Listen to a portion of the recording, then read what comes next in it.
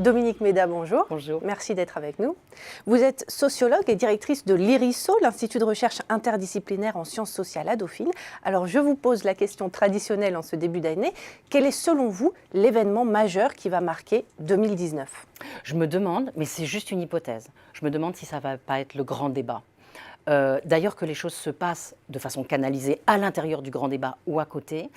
Pourquoi je dis ça ? Parce qu'il me semble qu'on pourrait avoir la convergence de deux mouvements qui pourraient faire changer le cap économique et social du gouvernement. Lesquels ? Premièrement, le mouvement des Gilets jaunes, bien sûr, avec une très forte revendication de réduction des inégalités, et donc la possibilité de nouvelles mesures de politique économique, tout ce qu'on a entendu jusqu'à maintenant, l'ISF, une nouvelle tranche de l'impôt sur le revenu, peut-être la non-suppression de la deuxième tranche de la taxe d'habitation, le fameux prélèvement, la flat tax, tout ça. Donc là, on a quand même énormément de mesures qui pourraient remettre en cause la politique actuelle. Et puis le deuxième événement avec lequel je me demande s'il ne pourrait pas y avoir une convergence, c'est la pétition L'affaire du siècle, organisée par 4 ONG écologistes, qui est en train d'être signée, là je crois que c'est en ce moment que c'est en train de passer le cap des 2 millions, et donc une opinion qui soutient tout ça, qui commence à apprendre les choses, à être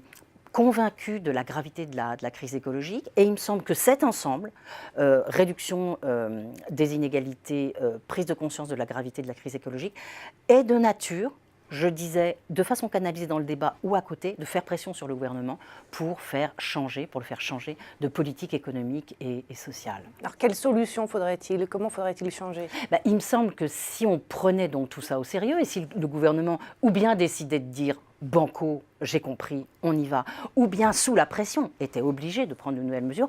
Par exemple, une mesure très importante qu'on pourrait prendre, c'est un investissement massif dans la transition écologique et sociale, pas comme on l'a fait la dernière fois, c'est-à-dire une augmentation d'une taxe sans s'occuper de la manière dont elle va être reçue et dont les gens vont pouvoir la prendre en considération, mais une réforme très pensée, en incluant les entreprises, des entreprises qui souvent contribuent au changement climatique sans payer ce qu'il faut.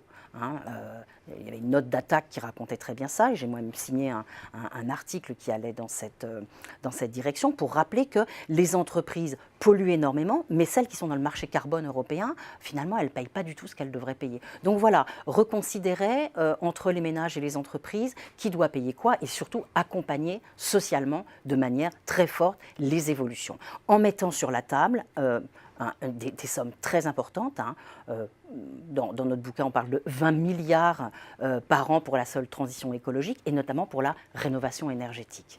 Et alors quels seraient vos vœux, vos souhaits à vous pour 2019 ? Eh bien, mon vœu, c'est qu'on s'engage maintenant radicalement, délibérément, de façon enthousiaste, vers ce changement de cap et vers cette nouvelle société. Moi, je l'appelle la société post-croissance, parce qu'il me semble qu'on doit changer aussi nos représentations, on doit changer tout notre dispositif épistémologique de connaissances. Par exemple, le PIB, le fétichisme du PIB. Je pense qu'il faudrait le compléter, ce PIB, avec d'autres indicateurs sur les inégalités sociales, et un indicateur tout simplement d'empreinte carbone, et peut-être même, mais là vous avez trouvé que j'exagère, mais peut-être qu'il faudra penser à un moment à un rationnement des quotas de carbone pour chacun, pour que nous rentrions vers une société dont je considère qu'elle peut être plus désirable, plus agréable à vivre, en tout cas un monde habitable pour les 10 prochaines années. Eh bien, ça donne envie. Merci Dominique Méda d'être venu sur ce plateau, et à mon tour de vous souhaiter une très bonne année 2019. Merci beaucoup.